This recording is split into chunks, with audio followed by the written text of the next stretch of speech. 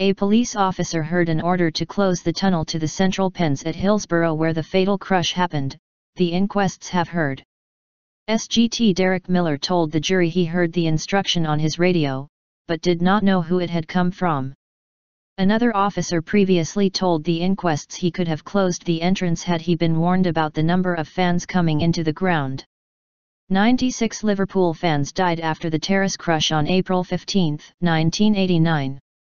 At the Warrington court, Mr. Miller agreed there were serious errors in policing on the day of the disaster. He said the situation by the Leppings Lane turnstiles 10 minutes before kickoff was horrendous, with several thousand fans trying to get into the stadium for the FA Cup semi-final between Liverpool and Nottingham Forest. The former officer said while standing on a parapet in Leppings Lane, he could see into the inner concourse. "Close the gates."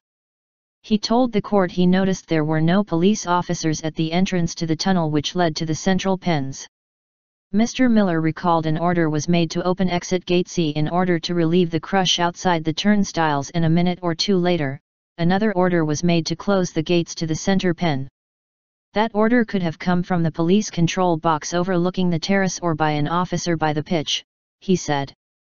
The court was shown Mr. Miller's original statement from 1989, in which he made no reference to the radio message.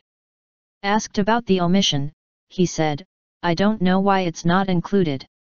The inquests previously heard from Sgt William Crawford, who said he could have prevented fans going onto the center pens, but senior officers had made no warning of opening the exit gate to let large numbers in.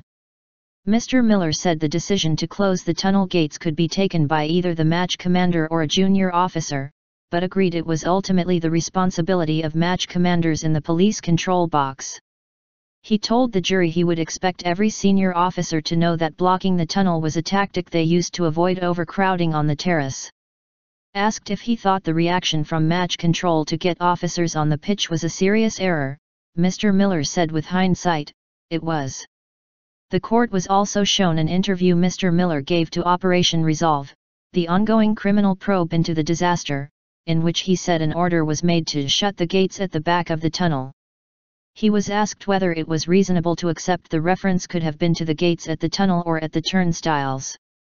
Mr. Miller responded and said it could have been, but that wasn't my view.